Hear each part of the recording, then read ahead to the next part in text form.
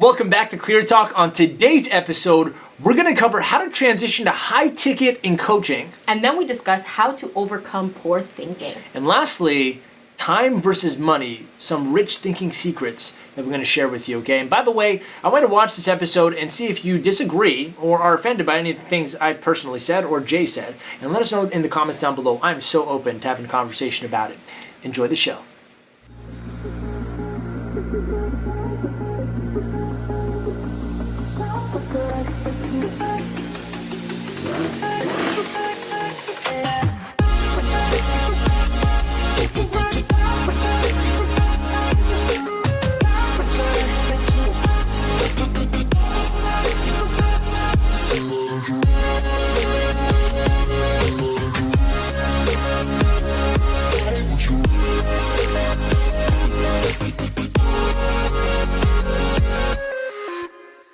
What's up, everybody? Welcome back to Clear Talk. I'm your host, Armin Chaffee. This is my co-host, Jeanette Oduro. And this is the #1 show for coaches who need clarity and want to grow their business online. Welcome back. We go live every single Monday at 12 p.m. Eastern Time. And if you want to get your questions answered live on the show, then all you got to do is go to askarmin.com, which is right there. Submit your question. And not only do we send you really cool goodies and trainings in your email inbox, but also we're gonna answer your question live on the show right here every single Monday at 12 p.m. Eastern Time. Now look, the big question really is here, how are coaches like us who started with nothing but zero experience, zero background, zero anything, built a multi-six-figure business online, getting our message out there to people, getting consistent clients every single month into our programs, and making a difference all at the same time? Well, that's the big question, then this show is the answer. So guys, if you're on YouTube right now and you like content around growing your business online as a coach and making a difference while making an income, then go ahead and hit the subscribe button with that little notification bell so that you don't miss any cool things that we upload into the channel. On my channel, we have free trainings for coaches. We have the Clear Talk shows. We also are now coming up with a whole new playlist of short value videos like this. I don't know what we're going to call them yet. Maybe like bites. Maybe like coaching bites. I don't know. Coaching bites? You know, like brownie bites? I do know brownie bites. We're gonna call it something. I don't know. Me and Lauren will come up with something really cool. If you've got a creative name, give us some suggestions. Yeah, if you got creative names for what we should call the playlist of short clips, like short 1 to 3 minute clips of value tips. Maybe value tips. I don't know, something like that. Value tips isn't bad. Value bites. That sounds cool. I like value bites. Anyways, You we'll like figure it out. value bites? We also have client interviews on the channel, so if you want to check out what we've done with some coaches, help them launch their business online, you can go check those interviews out. But anyways, if you're on YouTube, make sure you subscribe. Okay, leave a comment down below with what you loved about the show the most. And if you're on Facebook right now, in the high ticket coaching community, then hit that like button or that heart button or that little care. There's a care button now, the one that's like hugging the thing. I love the care button. Or the I love this one as well. Just to let us know you're here and leave a comment down below saying hey, and we'll shout you out on the show. Yeah, if you're not in the high ticket coaching community, to actually watch this live and be a part of the show every Monday, make sure you go ahead and go to highticketcoachingcommunity.com and just request to join the group, and you could be a part of it. We also add lots of value in the group as well. So ultimately, if you're a coach, this is for you. This is where you should be. So yeah, the way the show works is simple. We have questions that are submitted to us over the week, and then we answer them live on the show, and we give tons of free coaching on helping you grow your business and grow yourself. So Happy New Year, by the way. Haven't seen everyone since last year. That's my 4th time saying that joke this morning. Just this morning. You said it 4 times? Yeah. Wow. It's only 12. How many times can Armin say, I haven't spoken to you or haven't seen you since last year today? Yeah. You think you're going to hit the double digits? Probably 10. Absolutely. For sure. Every person I meet, I'm going to say it. Oh my gosh. Let's see which one gets the best reaction. It's such a cheesy joke. But yeah, Merry Christmas, Happy Hanukkah, Happy Holidays, Happy New Year, Happy Easter, Happy New Year in advance for 2022. Just want to make sure we're covering everything. Happy birthday if it's your birthday coming out this year at any time in 12 months. Yeah, anyways, I'm ready to go.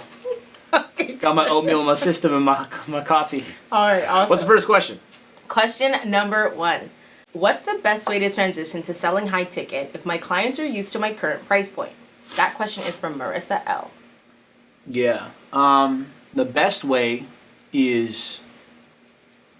Yeah, so there's 2 things here, right? If you have current clients that already paid you a cheaper price, there's 2 ways to look at it. If they're paying you, like still paying you as they go, like if they're paying you for hours or whatever, just cut it off.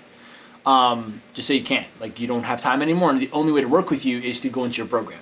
So I had that a lot. I charge $1,000 an hour for coaching one-on-one. And I remember the people who were paying for that, I just told them, I'm like, look, instead of paying me here, just pay me a little bit more and one time, and you could just be in my program. And you'll get more time with me anyways because I do multiple group calls throughout the week. So that was one transition. I frame it as a benefit to them. That's the key, right? You got to frame it as a benefit to them. And then so just tell them, go into this program and I'll help you more about this stuff, and you'll have more support. You won't just get one-on-ones with me, you also get like training and an on-demand training, a support group, all that stuff. So you frame it as a benefit to them to go, oh yeah, that makes way more sense. So that's one way. Now, if they've already paid you for a program and they're in it or whatever, then the integrity is you don't try to upsell them or you don't try to resell them a higher price just because you change your price. That doesn't make any sense. So if they've already paid you for something and they're getting it, then keep it there. Yeah. Right? It's every new client now you charge the new price.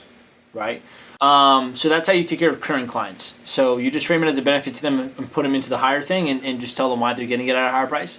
Doesn't mean always you got to add more stuff to your current program to charge higher. Doesn't really mean that. Ooh, that was going to be my follow-up question. Yeah, which is like some people go like, but I only do 8 weeks. Should I make it 12 weeks to charge more? No, that's not how it works. You're not charging for time, right? You're not charging for your time. That's what therapists do.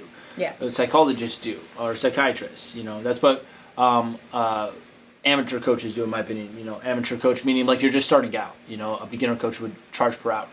You're not charging per hour. You're charging for a result, right? So if I go to Tony Robbins as an athlete and I want to win an Olympic medal, I'm not paying him $250,000 for one-on-one coaching, which is what he charges. Yeah. Just because he's giving me 3 or 4 sessions throughout the year. I'm not paying him for the sessions. I'm paying him for getting me an Olympic gold medal. Yeah. Right? So it doesn't matter how he does it. It doesn't matter if he has to see me once to do that or if he has to see me every day for the year. It doesn't matter. So he doesn't have to add more time or more deliverables. He just has to make sure that I get the result. Key point. So the way you determine the price of a high-ticket program is by the end result, right? It's not about what you give inside of it. Now, there are a standard of things you want to put inside of a program that's high-ticket. In SGC, we teach what deliverables to put in your high-ticket program, how to price it, at what ranges. So we teach all that. It would take too long for me to explain it here. More so, I'm just going to let you know the basis is that they get a few things that's standard, but on top of that, it doesn't really matter what the things they're getting, right? What matters is if someone wants to win an Olympic medal, I'll pay, and that'll make me $5 million a year because as an athlete at that level, I get paid that much. Yeah. I can justify paying Tony Robbins $1 million to learn that. You see what I'm saying? So it's not about the amount of time he's giving me. It's more so, is he going to help me hit that goal? So with whatever coaching program you're selling your niche you're in, you have to know what is the end result that you're producing for clients in your program. What's the program outcome? And then you got to understand what is your client's desire. And somewhere in the middle ground of those two things is the quantifiable end result they can charge for. Does that make sense? So again, in health, I was talking to a coach actually who sells a coaching program for $2,500. And she said, I want to charge more. I said, you should be charging at least twice the price. Yeah. Because I think it's a 12-week program or 8-week program, and she helps them get fit. And I said, okay. I said, so why aren't you charging twice the price? She goes, well, I think it's me. I go, well, obviously it's you. It's not like it's not like other people aren't selling something for $5,000 for health. Like I know people selling $8,000 coaching programs that are group coaching programs that don't even spend one-on-one time. Yeah. But this girl's starting $2,500 and doing one-on-ones every week with each person. It's crazy to me. I'm like, okay. So I'm like, why don't you just charge $5,000? And she goes, well, I'm only doing a one-on-one call a week for accountability, doing group calls twice a week on top of that, giving them an entire app and a program to track with, and a meal plan and nutrition plan. I'm like, $2,500. And she goes, well, yeah, like what else? Like what do I have to add in to make it $5,000? I'm like, no, you don't get this. You're running easily an $8,000 to $10,000 program right now. You're just undercharging. Yeah. You're thinking you got to add more to the thing you're already not understanding is so high priced. Right? I'm like, you're already selling a high ticket program. You're just not charging a high ticket. Ooh, that's a good one. Somehow you're already selling a high ticket program, not charging high ticket. You're down below. And I looked at it, I'm like, you know what the difference is? The only difference between charging $2,500 and charging $5,000 to $10,000? Knowing how. That's all I said. She's like, oh, okay, I get it. I'm like, you don't know how, or else you would. Yeah. See, it's not like your program's not worth 5 or 10 grand if you're charging at 25, right? This is your choice of doing it. Doesn't mean that's the right choice, right? I'm like, this gap here is just sales skills. You just don't know how to close someone at a higher price. Has nothing to do with your program. You just don't know how to close at a higher price. Yeah. So I'm like, you should probably invest into learning that. And obviously she's joined our program to learn how to do that. But I'm like, it's funny because your program's already worth 5 or 10 grand easily with the way it is. Yeah. Now I'm going to teach her how to remove herself from the one-on-one aspect and work on a leverage where she's leveraging her time to help every client. We do an on-demand coaching model in our program. We teach that. And she's going to charge even more because there's more, again, for him to the benefit of the client, there's more in that than one-on-ones. So if you have current clients, right, you don't extra charge them. That's your choice. It's the integrity is they already paid for something, so just give it to them for that price. If you have clients that are paying you for your time and now you want to put them in a program because that's how you want to charge high ticket, just tell them it's going to be better for them. It's less expensive over time anyways, right? If they pay you a lump sum up front, they're going to save money over time. If you're trying to now, let's say both those things are out of the way. If you want to just charge higher ticket, right? You don't have to add anything more. You just got to make sure you're good at making sure the client make sure closing the client on the fact that the result that they want is worth more than the money you're charging. Yeah. That's all you got to be good at. I'm going to say that again. You want to make sure, well, you got to learn how to convince the client on the phone, the prospect, that the result that they want that you're going to offer them and do with them is more expensive, it's more valuable than the money they have in their bank account. When this two things cross, so when if you look at this, if let's say this is the money in the bank account and this is the value of the result, when these two things cross and the value goes higher than the money that they have, they buy. Mm-hmm. It's like, I'll give you an example. If I'm sitting here right now and I haven't ate for a day, I'm tired. I'm not tired. I'm starving. Okay, and I have $20. I have $20 in my bank account only. And let's say some guy walks by my office door and has a meal in his hand. He hasn't ate it yet. And I go, man, I'm starving. He hears me, comes in, he goes, well, I'll sell you my meal for $30, right? Or I'll sell you my meal for $20. Okay, for $30, I would have to create an example where I go make the money. I even borrow money, right? Let's just say I'll sell it for $20. That's all the money I have, right? Mm-hmm. But the question now becomes, when I think about his food, you know, when he explains to me, it's like it's a nice dish, it's really tasty. It's here. When he starts explaining it to me, in my mind, I'm visualizing myself eating this food. I go, man, that would be really good right now. It's satisfying a need of mine. It's solving a problem I have. The moment I start to feel like that food is more valuable to me than the money sitting in my bank account, I won't hesitate to give my money to them. That's what selling is. Yeah. It's a transaction of goods and services for money. That's it. Value for money. That's all it is. So you got to make sure the value of your offer is higher than the price. Yeah. That's it. Yeah. And it doesn't matter at what price point you do that at. It's always going to work. Mm-hmm. I've closed all the way from $100, all the way down from $100 ticket to a seminar back when I started. And even then, I would still get money objections. Think about that. Why? Because I still wasn't good at making the value of the 100 higher than the price. Okay? That's the only reason. It doesn't matter what. Some of you think if you charge cheaper, you'll get more sales. How insane is this? Hold on, we gotta stop for a second. Hold up. Wait a minute. I didn't think you were gonna do that. Let me clear this up. Some of you think charging less for your coaching will increase your sales. Yep. This is one of the craziest delusions I've ever come across in the market. Mm-hmm. I used to be a victim of this. I used to think, well, if I charge less, I'll have more people. Yeah. And I'm going to help more people. So see this false, oh God, I can't wait to make a training on this in SGC. I want to overview it right now because I'm going to go into so much detail in the program. I feel the energy. Do you feel it? I do. You know? I'm so excited about making a training on this. Touch me. Okay. This is so important to understand because it's such a misconception. Absolutely. Okay? You think if you charge less, you'll get more. And then so the problem is your conflicting values as a coach is I want to help more people. I want to help more people, yeah. But the only way to help more people is by having more people come in, right? Mm-hmm. And you think but having more people means I got to charge less because more people can afford less. Yep. Then what if I told you there are more people that can afford more than there are that can afford less? What a mind shift. What a mindset shift. Look at that. What if I told you there's more people out there that are able to pay you 5 to 10 grand than there are people willing to pay you 500? What if I told you? Because when someone is in a poorer place, like poor, I mean like they can't even afford $100 or $500. Yeah. So even if you try to cheapen your prices, they can't buy still. Yeah. But when you go across a certain threshold, like 5 grand or more, there's so many more people able to actually at that price point, because they have income, be able to pay. Mm-hmm. So you help less people if you charge less.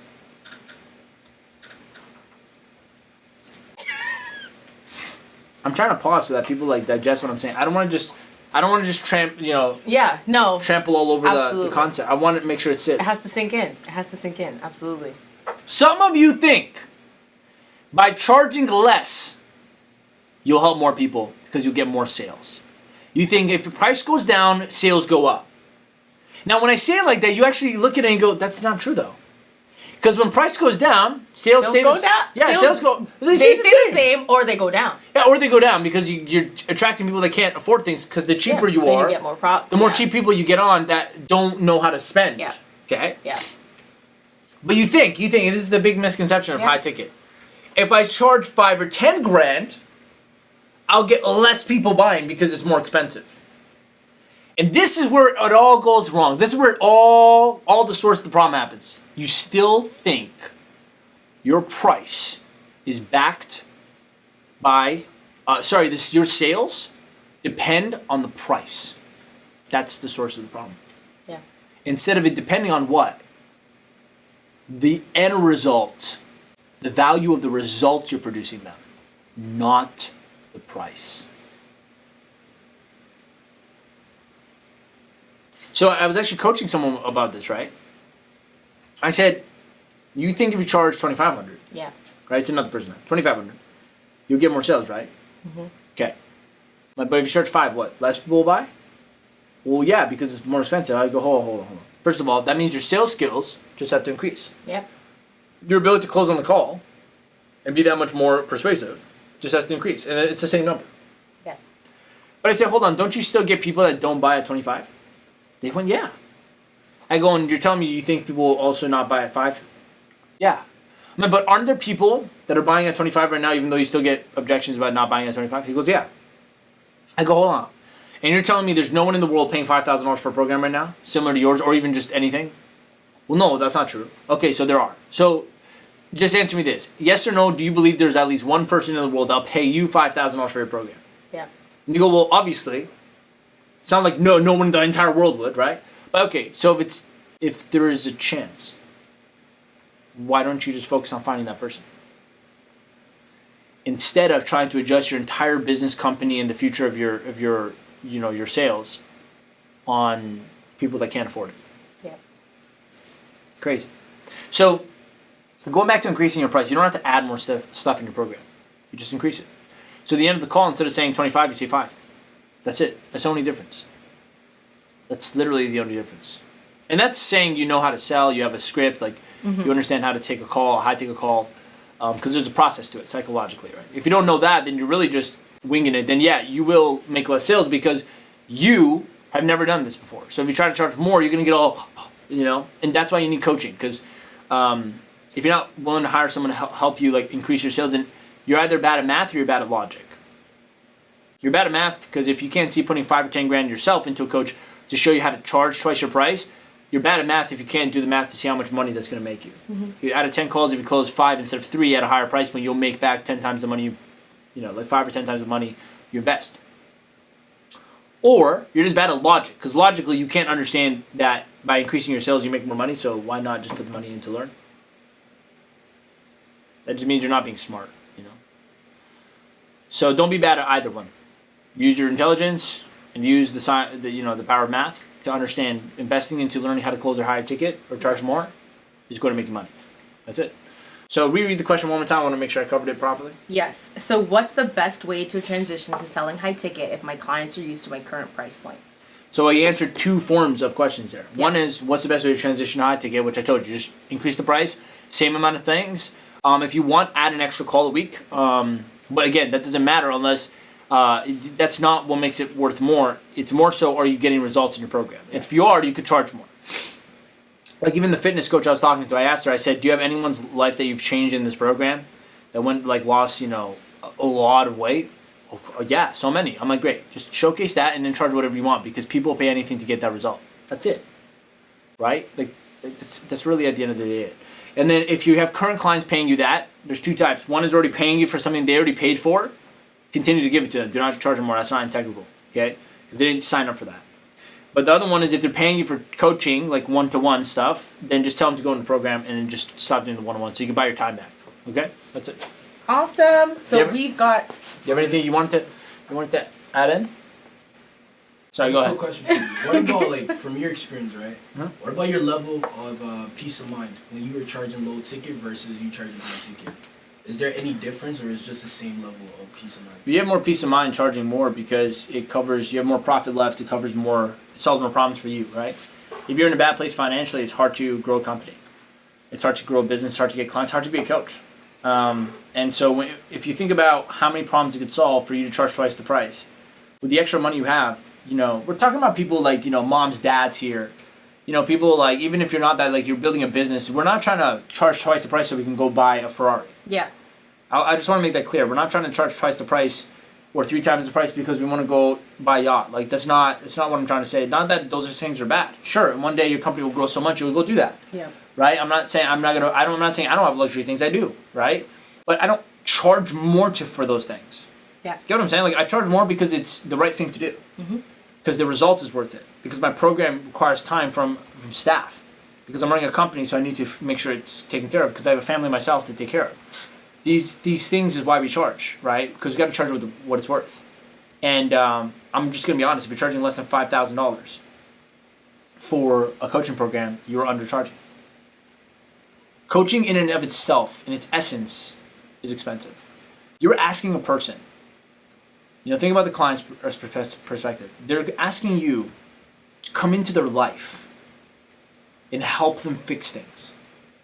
Take time out of your life. Take time away from your family, your goals, to go into your life and work on you with your goals. Mm-hmm. There's nothing more intimate than that. Yeah. In my opinion, coaching is priceless. There's nothing more intimate than that. So if you're charging at less than 5, you're already undercharging. You should just be increasing your price now. There's like, you need to, it is a belief. It's a mindset issue, eh? There's nothing wrong with your offer. Your offer's probably worth 5 or 10 grand. I bet I could sell SGC for 4 times the price right now. I bet I could. I probably could. First of all, I have. Kind of have. What's that? I'm just saying easily. Yeah.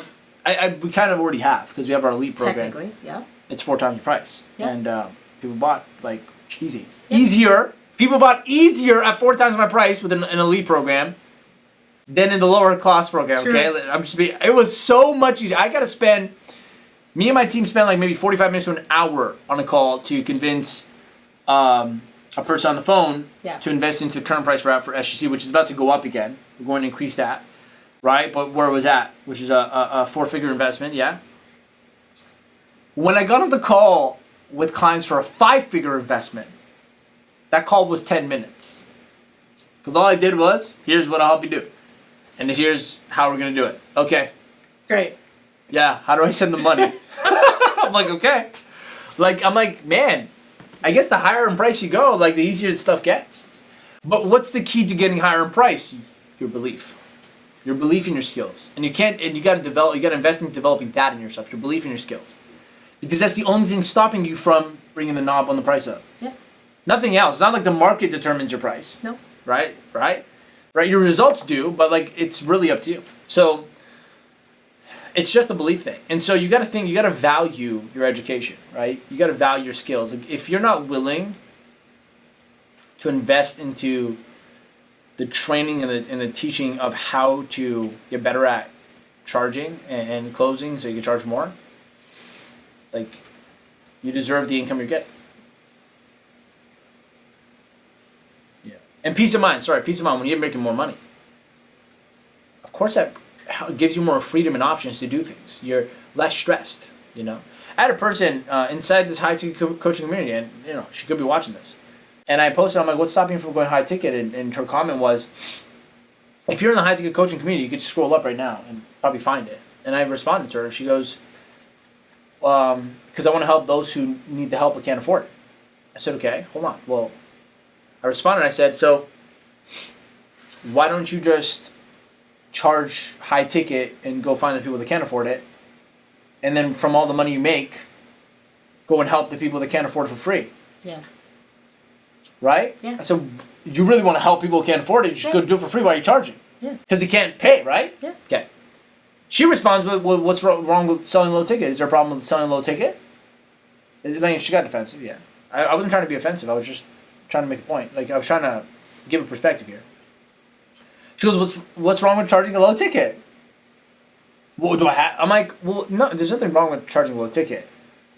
There's a problem with you framing or masking your intention to help people that don't have money with the reason, like, around the reason why you charge cheap prices. Because those two things don't have anything to do with each other. Yep. You charging a cheap price or a low ticket price for coaching, which is a high ticket thing, to people that don't have money in the first place. There's a lot of issues with that concept. So I mean, the right thing to do is to build a business properly based off a profit model so that you have income and profit to reinvest into helping people for free, which is called charity. Yeah. Right? I mean, isn't that the right thing to do? You go charge 5 or 10 grand, make whatever, 5-6 figures a month. From all the extra money you got, we donated to a cause just Last week. Yeah. Right? And more money than I know anyone else in that cause. Everyone was donating like $5, $10 here and there. We donated way more. Yeah. Why? Because we have profit. We donate, we help people. And what was it for? Causes of I think it's women who deal with abuse, etc. Right? So we donated to that, you know? Now how are you gonna donate and help people? Right? Or a good example I did is last year, me, Lauren, and Isaiah, we created something called Think Bigger, and we went into schools, and for free we spoke. And we held free events, right?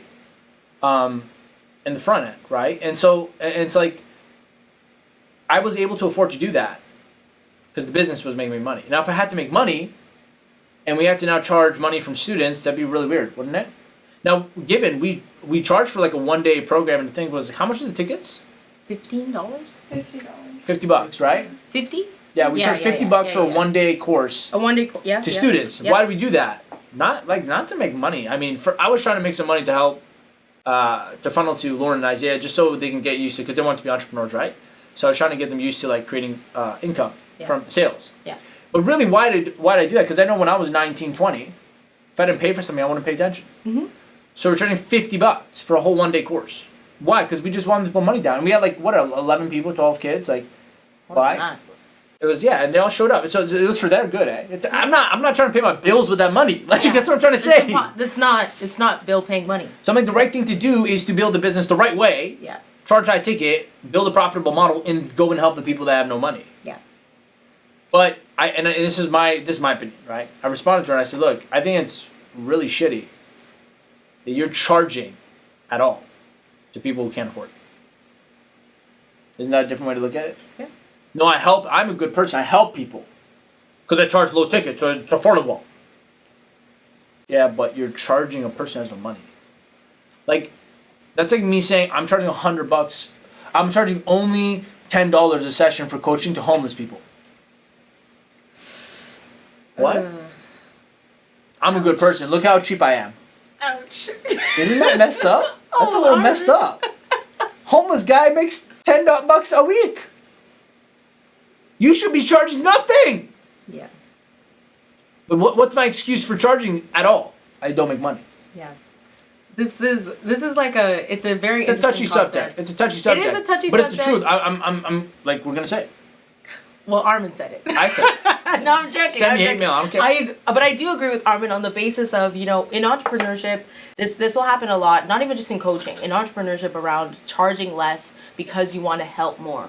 And it's always this conceptual thing where people make it about spirituality or, anything else. We're in a pandemic right now. Rah, rah, rah, rah, rah. Like whatever statement you want to put around it. But entrepreneurs always have this issue where they believe that if they charge less, it means that they care more.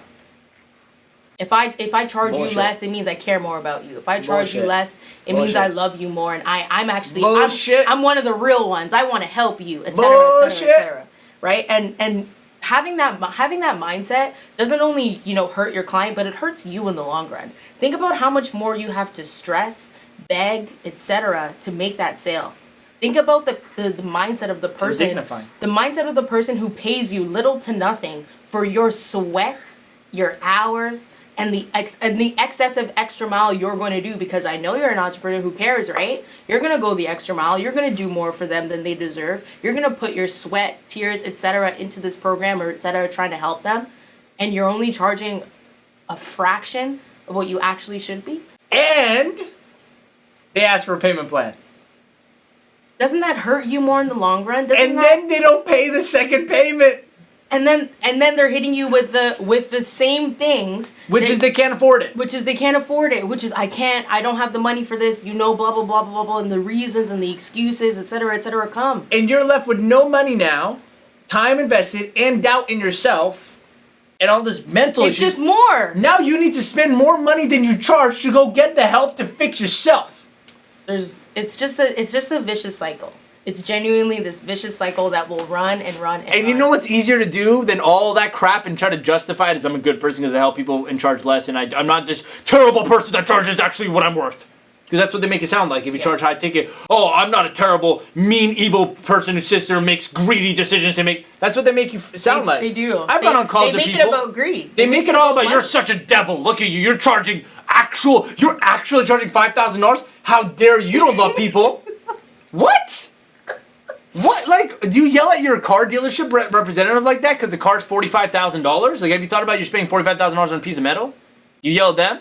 You go into a Ferrari dealership or a Lamborghini dealership? You guys are all the devil. You guys are all bad people. Charging $500,000 for a car. How dare you? You hate people. And then some random person walks by you and like drops $500,000 because it's easier for them. Meanwhile, you give hell to the person selling you a $20,000 Honda Civic. Stop it! Poverty is the enemy! Poverty! Stop defending it. There's a lot of heat today on the CLEARTALK stage. Poverty's the enemy, okay? Not high ticket. Not people with money. It's people that have none. That don't think rationally. Because of their financial stress, they become terrible people. Okay? And you know what's easier to, you know the easiest way to fix this all? Better than trying to go to church and ask for repentance. Trying to get coaches hundreds of dollars to try to fix your mental issues. Now because you're dealing with financial stress. Try to fight with people who have no money, have $70 in their bank account, you're charging $100 for a session. That $30 to make or break of their food. So you know what's easier than doing all that crap and try to justify like you're a good person, that's why you do this? Just invest into learning how to sell. And just charge $5,000 more and attract people that have the money. Because the only thing causing you to stay there is because you don't know how to close higher ticket. Makes way more sense. More efficient, more intelligent, more ethical, more moral, more peace of mind. Learning how to do the right thing is better than finding 1,700 ways of how to stay in the wrong place and justify it. I'm tired of this, man. Armin's tired. I'm tired of this shit. Armin's not holding back in 2021. I got a call. This is the first clear talk of this year, man. I got a call with someone, single mom or something. I don't know, like 8 months ago. Yeah. When I was still doing my own calls. She was like, I'm a single mom. I just invested $3,000 into the certification coaching program. I'm like, okay, what's the problem? Well, I'm not making any money. I said, okay, well, that's what I'm here for. Yeah. I charge this much. You charge this much? That's so much. I'm like, yeah, because I know what I'm going to do for you.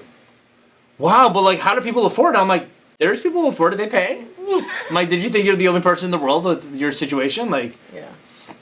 well, I really want to do it, but like, that's too much. I'm like, okay, so like, relax. Take a deep breath. Jesus, like, how much can you do? Oh, I can do this much. I'm like, yeah, but I can't do that. Yeah. It's like, I can't justify the amount of work I'm about to put in for that money. Like, I can't. I know what I'm going to do for you. And then so I actually stayed on the call for 2 hours. I try to motivate her. I'm like, listen, here's the story of me when I was broke. I signed up for this $10,000 program, and it caused me to have to go find the money in 7 days, and I actually ended up closing $90,000 in contracts. Yeah. I'm like, I use it as a reason to go make money. I'm like, this is an opportunity for you. Maybe you could go find the money, and maybe that's your breakthrough. I gave so much genuine coaching and help for free on the call, eh? Yeah. I spent so much time. I cared about it. I'm like, man, it's a single mom. Like, she has a kid. Like, let me help her out. I'm not gonna decrease my price because now she's learning to stay poor. Yep. That doesn't help her. Yep. I'm like, let me teach her how to think bigger and find the money, because we're human beings. We have, in days, things are possible, like crazy things are possible. If your mother was dying right now, your father was dying in the hospital, and you need to come up with 10 grand by tomorrow, are you gonna tell the doc, hey, sorry doc, can't afford it? You're gonna do that? Everyone watching, absolutely not, right? So wait, if you can do it for your dying mother or your father, you can't do it for your dying future?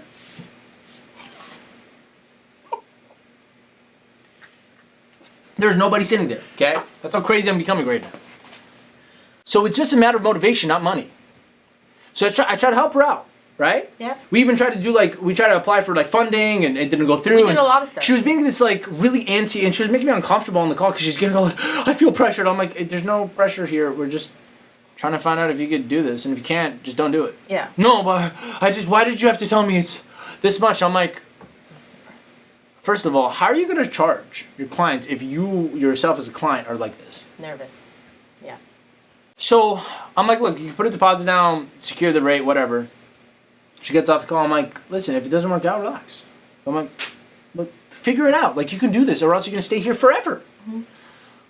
Gets off the call, next day hits me up on WhatsApp. I feel swindled. I'm like, for what? I talked to your students, and they paid this much back then, and now you're charging this much. And I'm like, you're talking about the beta version of my program I sold with half the stuff in it 8 months ago, which has nothing to do with you? I'm like, what does that have to do with you now? I sold my coaching program as a course first, and I sold it as a beta for a low, very low ticket price. And at that point, I was just selling it to get people in to practice. But I built the business and the program out now. It's a coaching program. Those are two completely different products. No, but I feel like if they paid that, I shouldn't be able to pay this. I'm like, look, I don't have time for this. Like, here's your money back, and it's not talk. Like, I don't want to work with you. And she made an effort to say trying to make shit up about me. Like, oh, I just feel like you swindled me and shit. So I responded with a voice note. I said, listen, I'm okay if you can't afford this program. I'm completely not okay with you making up lies and stories about who I am as a person because you can't afford the program. I mean, you don't walk into a Ferrari or Lamborghini dealership and give shit to the representatives because they chose to sell higher premium products just because you can't afford it. Mike, so please take a moment and realize what you're saying here and what you're doing. I'm like, I'm cool with you not doing this. Maybe it's not the right time for you. Maybe you should find something that's more affordable for you.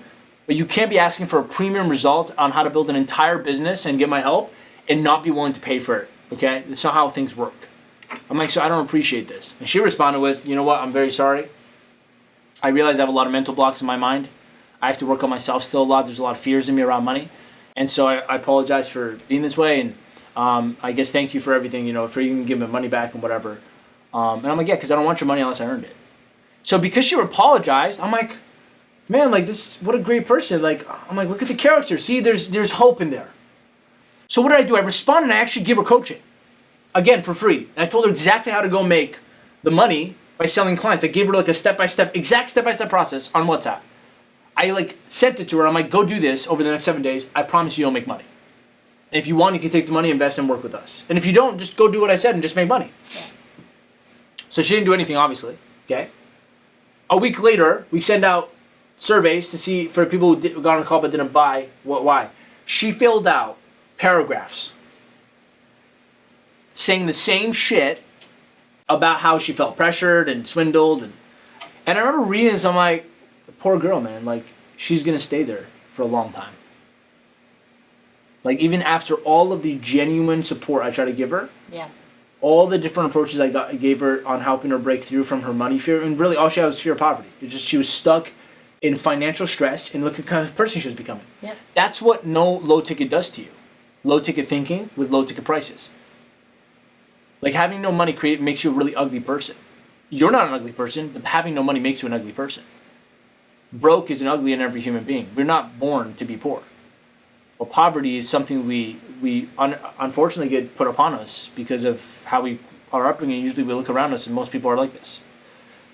So I just felt bad because I'm like, even after all that, she still made an effort to criticize me. And I'm like, she not only deserves not to be a coach, number one. She doesn't deserve to coach anybody because she'll mess their lives up. Right? First, integrity. Second, integrity, there's a reason why she is broke. So she's there for that reason. And until she learns her lesson, however she does, she'll stay broke. That's it. Yeah. And number three, I'm like, I remember watching Jim Rohn. I'm like, how did she do this? Why would she do that? Why would she do that? I remember I watched Jim Rohn once.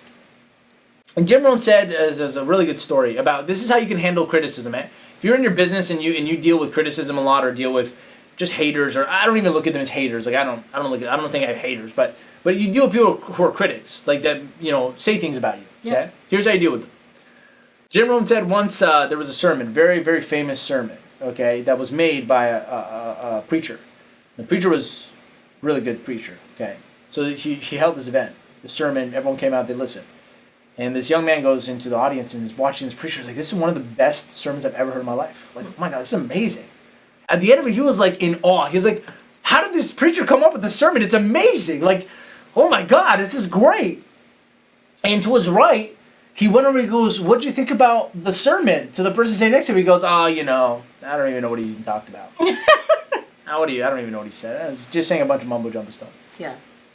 And he goes, okay, yeah, sure. And he goes to the left person, he goes, what'd you think? He goes, this guy's full of crap. Everything he's saying is all lies. This. And he's sitting there, the guy's sitting there like, did these guys just watch the same sermon I watched? Yeah. He was so confused, genuinely confused. He goes, we all just watched the same sermon. How did they get that from it and I got that from it? Mm-hmm.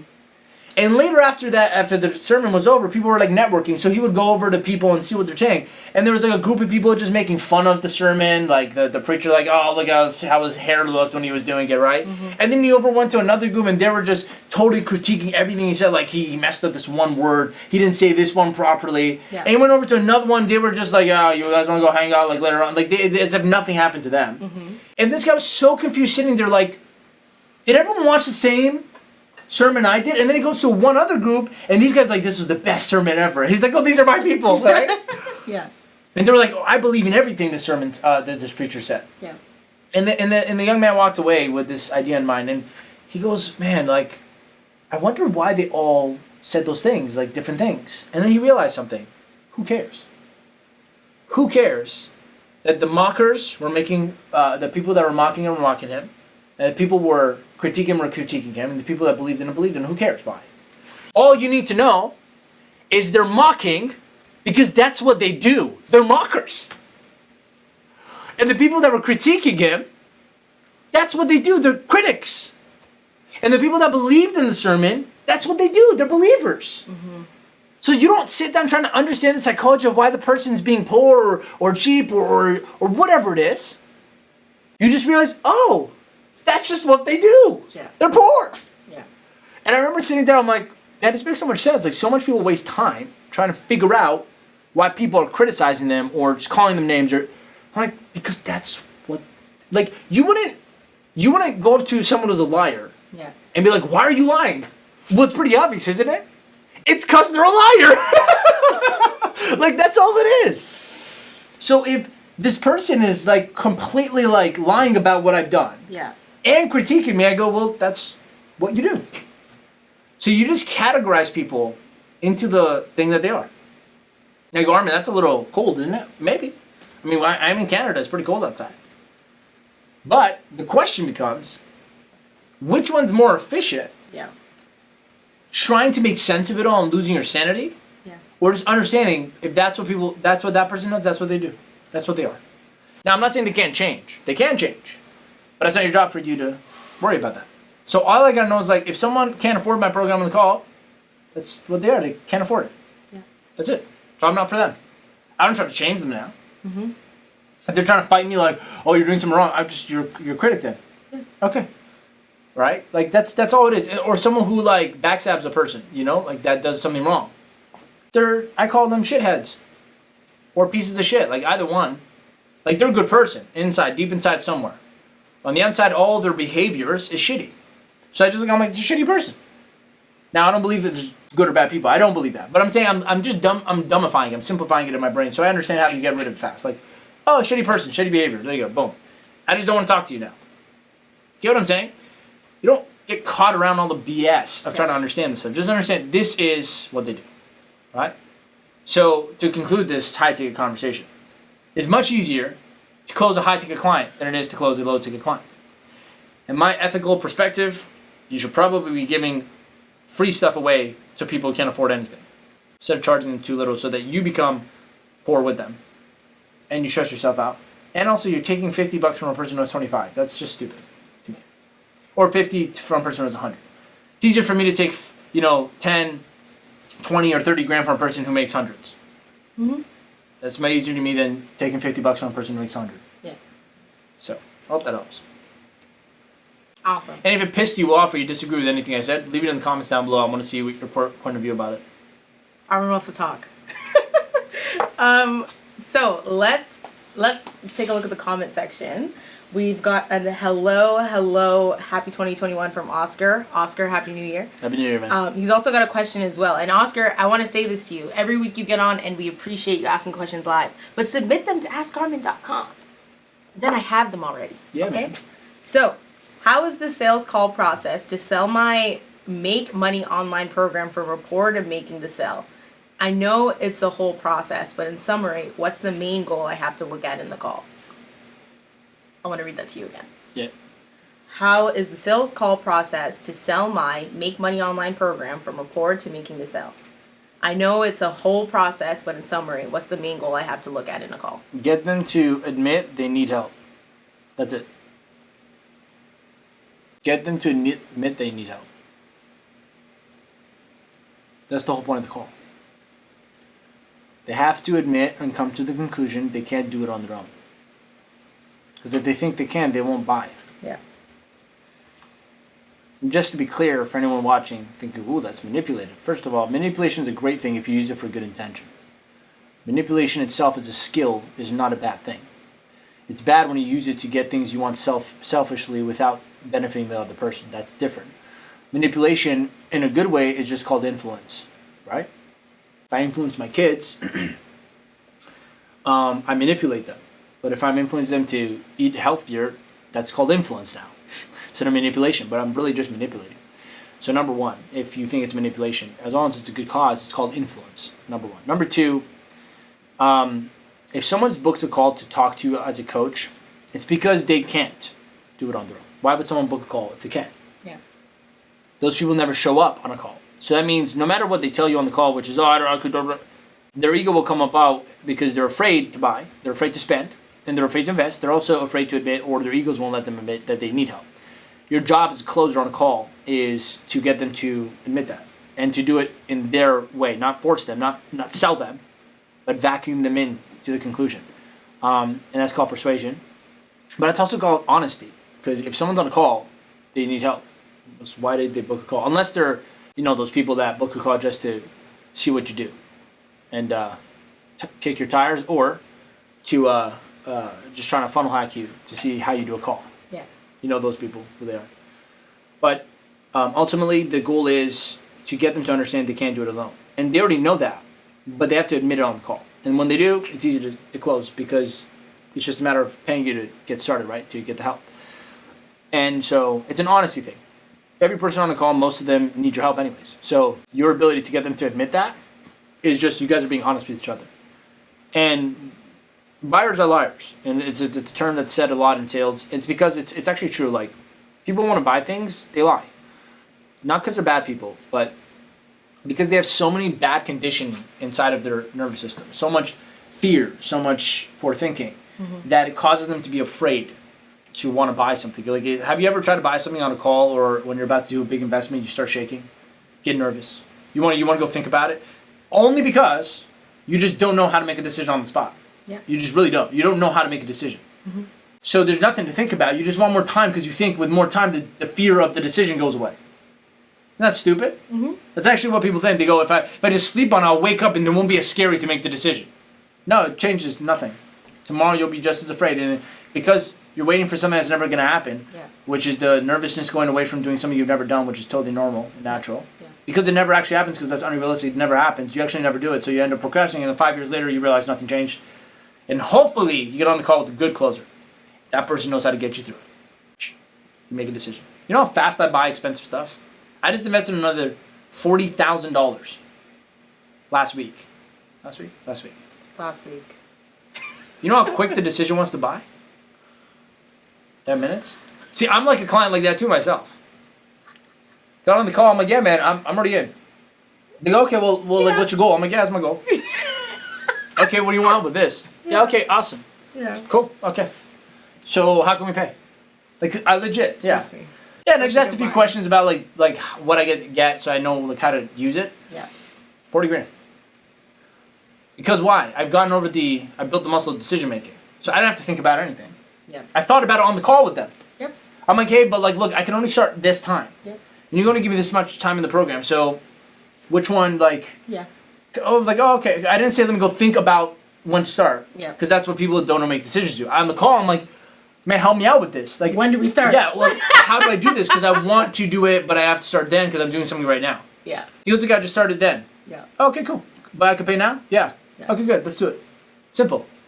A program, well, multiple. I'm the same way as Armin. Like, most people who are in, like, I feel like most people who sell well are also good people to sell to. You know, like, we'll see the value and we're like, all right, cool. Like, we don't have to do this for too long. So I remember one sales call I was on specifically with a coach that I got last year. And I think the call was maybe 15 minutes. And she's like, okay, great. So, you know, this is the investment for you, blah, blah, blah, blah. She did the whole thing. I was just, because when you do it, you hear it and you know it. You're like, okay, she's going to do it. Okay, she's likely going to do the price drop. You just know. So she's getting there. I'm like, honey, I was like, I love what you're doing. You're doing great so far. I really want to let you know I love your process. Like, I've listened to a few of these before and you're doing great. But I'm ready. I'm ready. Don't worry about it. I would like to buy today. She's like, yeah, but the program doesn't start for like another... I'm like, don't worry. It's fine. How do I give you my payment? Like, you're going to go on for another 5 to 10 minutes and you don't need to. That's more training than you. I was like, we're here. I was like, listen, you're doing great. We're here already. My card is in my hand. Like, let's just do this. One of the biggest causes of a loss of sale is you. Yeah, like you're doing too much. You do a lot. You got to learn when to know when a person's ready to buy. Yeah. See, like, that girl could have lost the sale. Potentially. But if she kept talking. Yeah. Until, like, she had to go. Yeah. She would have lost the sale. She's there with a credit card. I was in the park. This is a true story. I was in the parking lot. But the call was like in the morning before I came to the office. Like, we're in the parking lot. I'm like, listen, we don't have to do this anymore. I gotta go inside. So like, you're doing a good job. But I'm gonna buy now. So I'm ready. Like, let's just do it. So here's the thing. Like, that's why you gotta invest into high ticket sales training, man. Like in SGC, we cover this. Because like, you can lose a sale. Like, you don't need to do a whole 30-minute call. Even with the $40,000 investment, I'm sitting on the call. I'm like, I hope he doesn't like talk too much. Yeah. Because I just want to buy. Don't do that. I honestly just wanted to ask questions and then give him a. I'm like, just tell me this. The fact that we're on the call well, maybe it's just a me and you thing. Yeah, and it's all. If we're on the call, I'm ready to buy. Yeah. If we're talking today, like, I'm gonna buy by the end of this. Yeah. So like, what you say doesn't really matter. But you know, at one point he was talking too much. Even on my call, and I'm like, yo, listen. I did my homework, invest. I'm ready. I just want you to know, I understand your process. I'm like, I run a business. We do the same thing. Yeah. I love what you're doing, bro. Yeah, good job. I already have a credit card ready. I just need to know a few things so I know how I'm going to execute this once I pay. Like, that's it.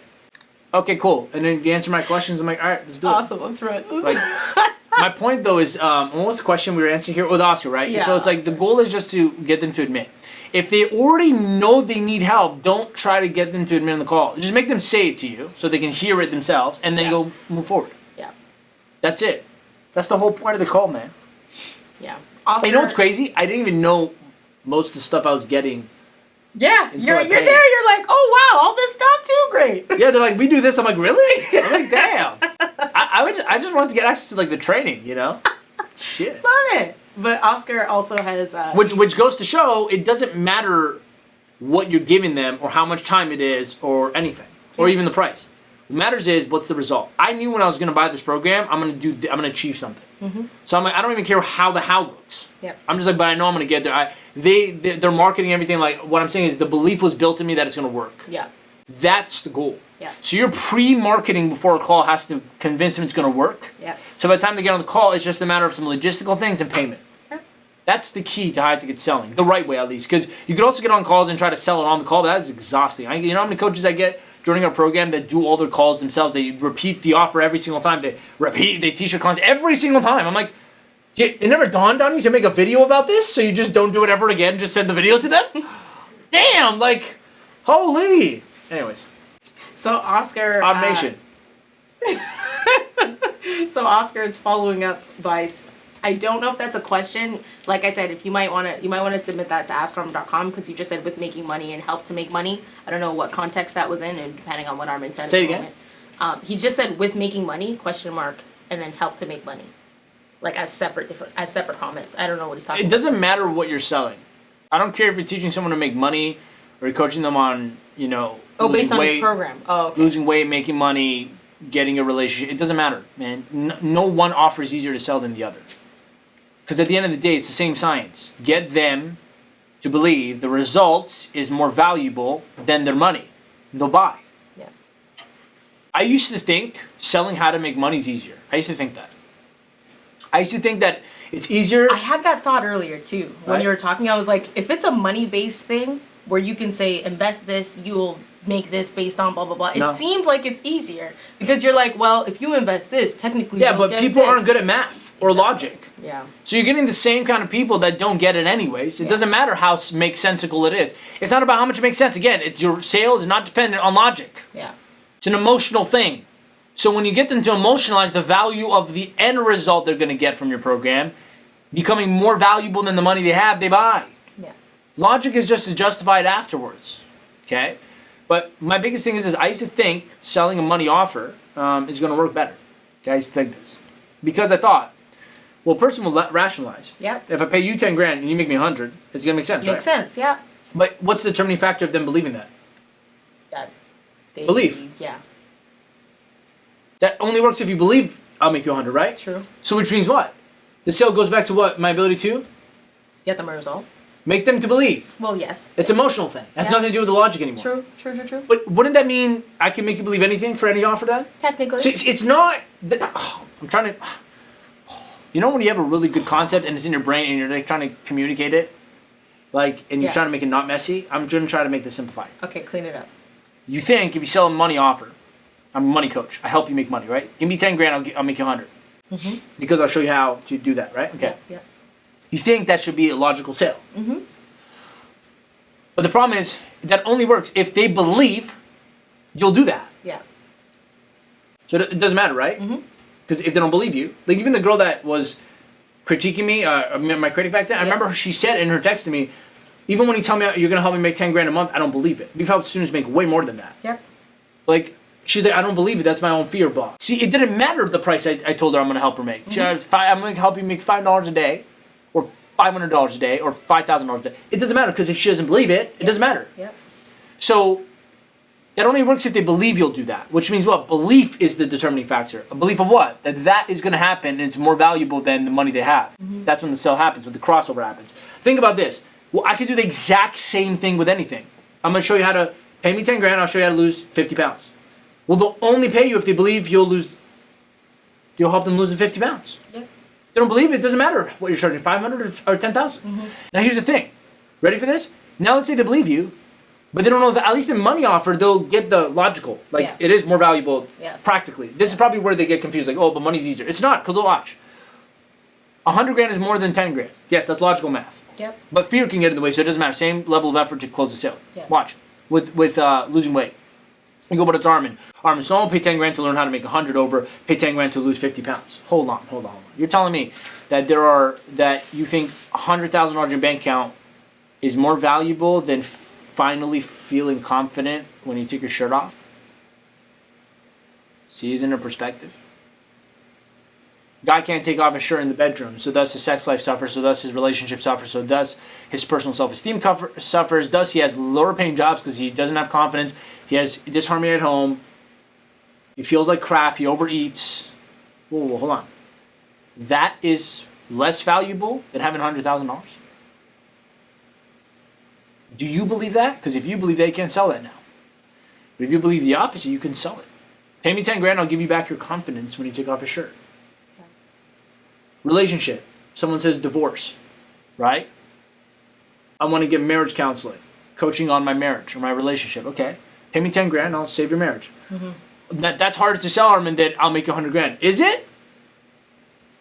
You're telling me you can't make the person see that going to bed every night with stress isn't more valuable than making $100,000 more?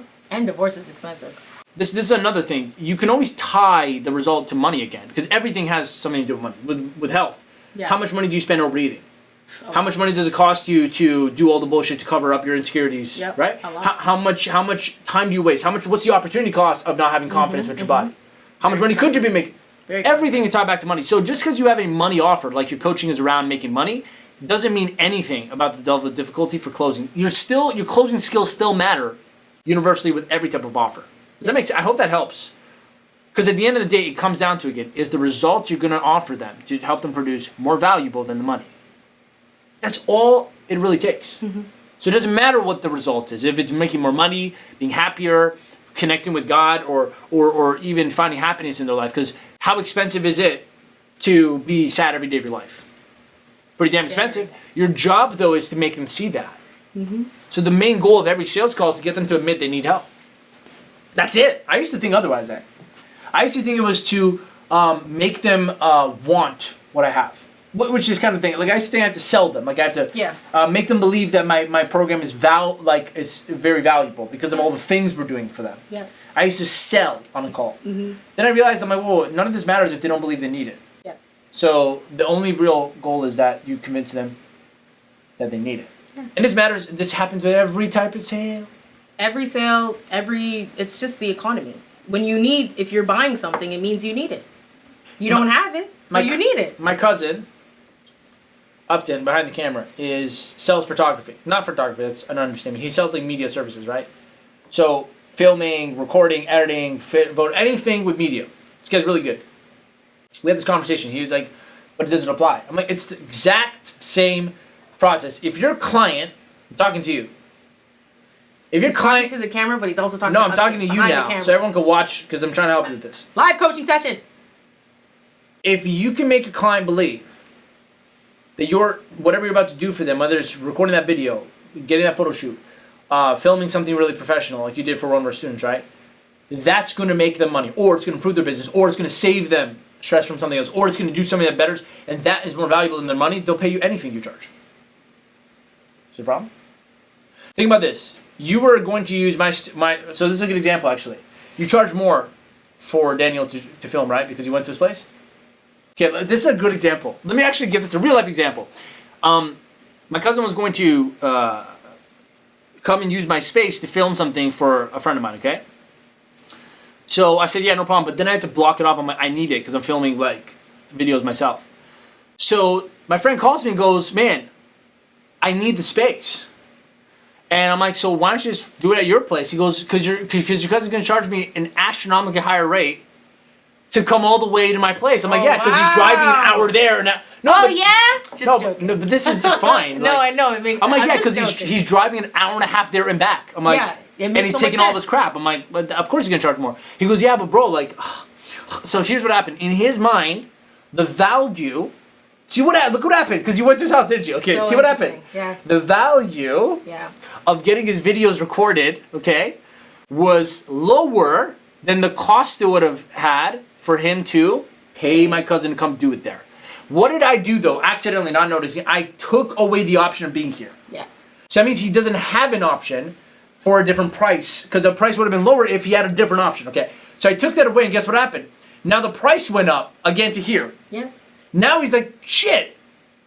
The value of me doing this par with like, or it's now like this, right? Yeah. But then he tried to figure out, can we move the schedule around? Maybe he could come here. Maybe he could try to save the money, right? What happened though? He couldn't do that. So what did he do? He's like, man, this is stressing me out to think about it. He probably sat there and he went, this is costing me time. It's costing me stress. And it's costing me more money because I can move on to the next thing that makes me money if I stop thinking about this. So he goes, okay, whoop, value of just getting him to come at his house became higher than the price he's going to charge at a higher price. Yep. So even though, look at this, even though this was what you were doing before, the price was lower, so the value was higher than the price of doing it here, your price went up, Well, what happened? You didn't even do this, but you need to learn how to do this on the calls when you sell your clients, man. So it happened by accident, but if you could do this because your closing skills are better, you'll make more money because you charge more. His value of the product when the offer went up because he realized it's costing him to not just get it done, book it at his place. Yeah. So he rationalized, okay, I'd rather pay more, get it done. So wouldn't you say, how much is it costing you trying to figure out how to save on this whole project? Well, no, you can almost you could. One way is to calculate the cost. Yeah. Okay, if you could do that, if you can. But you could also get stuck in that if you don't have it all figured out. So they go, well, no, it's not that bad. What you want to do is just ask this question. Well, what's more expensive? I love it. It's the what's more expensive close. I came up with one of my elite clients. I'm like, it's so good. What's more expensive? Paying me that much, or pushing this project one more week? Or us having to go rent another space. Yeah. Yeah, see what happens? Then you get them to perspective. What's more expensive? Another week you waiting for your launch? Because he wants to launch 3 weeks for an event, right? So 1 week would have been chopped off if he had to wait. So like, could you not make more money than what you're about to pay me if you just launched earlier? Closing skills, not your price point. Stop charging cheap prices thinking you'll make more sales. If you suck at selling, it doesn't matter what you charge.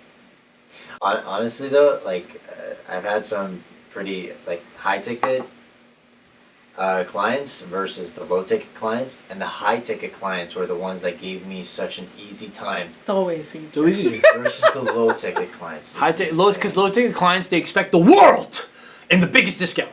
Yes. They're like, give me a payment plan, charge me, give me your discount. If you have a discount behind the discount, give me that too. And by the way, if you give me a discount on the discount, is there something you can do for me anyways? Yeah. What if I that person? What if I refer you 3 people? Do I get an extra something off? Okay, what if I take out this one part of your offer? Can you take out half the price? I don't actually need that part. So can we customize the package so I can take this part out? Yeah. But then maybe instead we could add this, but it's not gonna cost. What if I give you? What if I buy you lunch? What if I buy you a $15 meal for lunch? Can you give me can you do anything for me? Yeah, but I'll take $15 off your thing.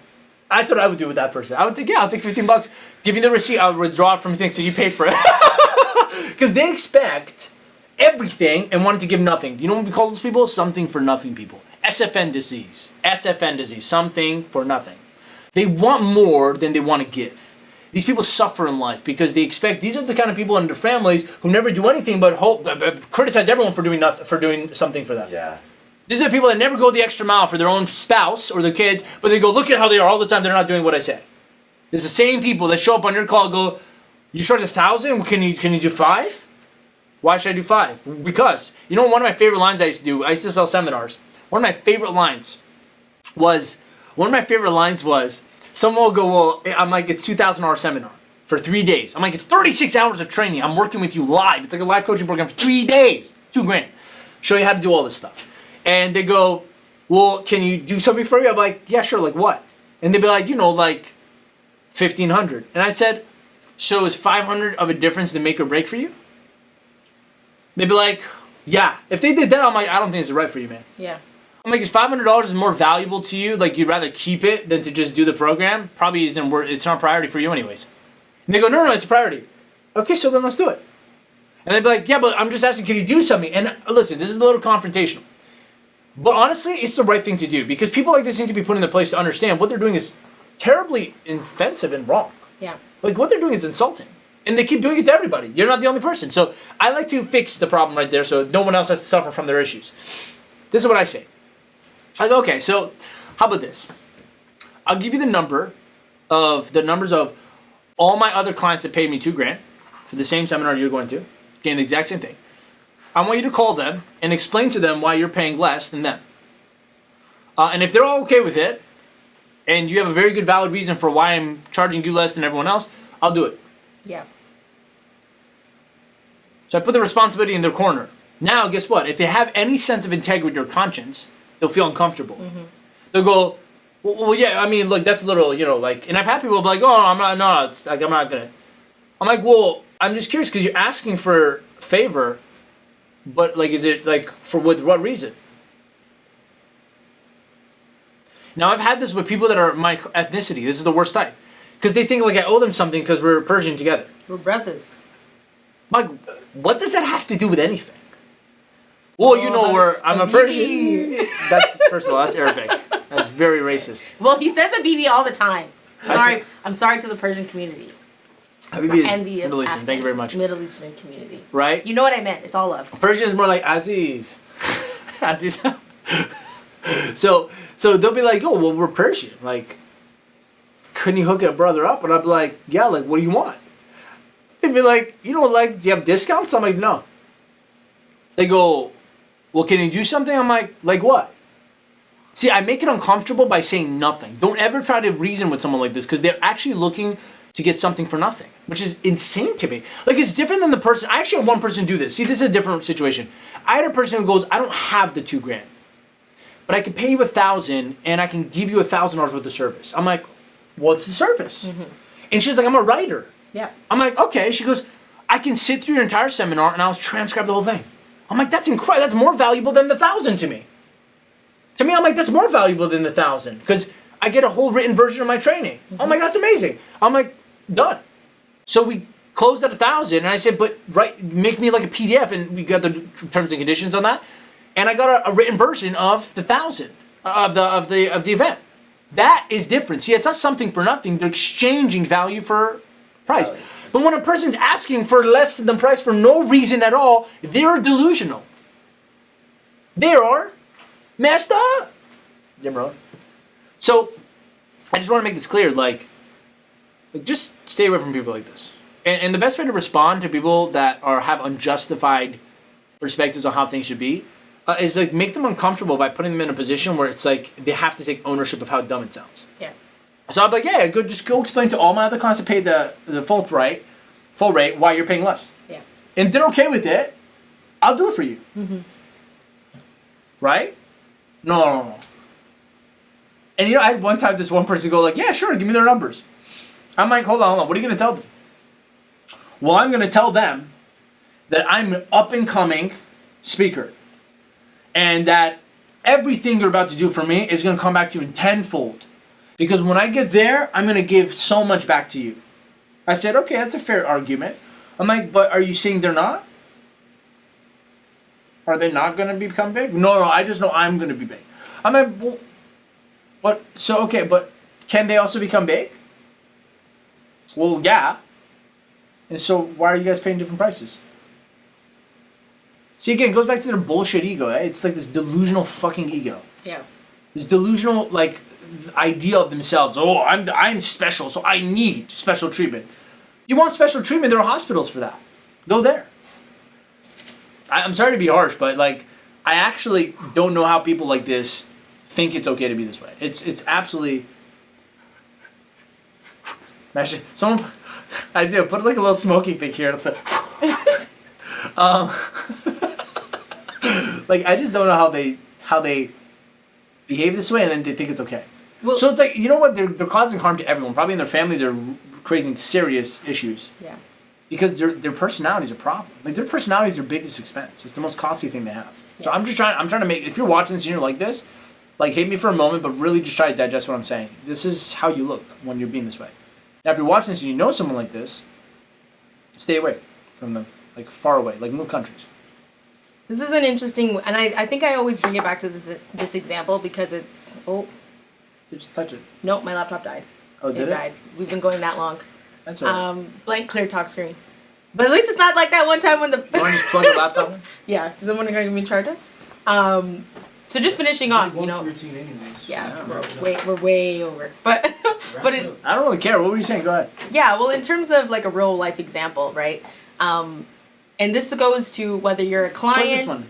And this goes to whether you're a client who, is always asking for a discount, or if you're a coach or etc. who's charging for your prices. You have to genuinely think about the amount of time, effort, and years and investments that you have put into, doing your craft.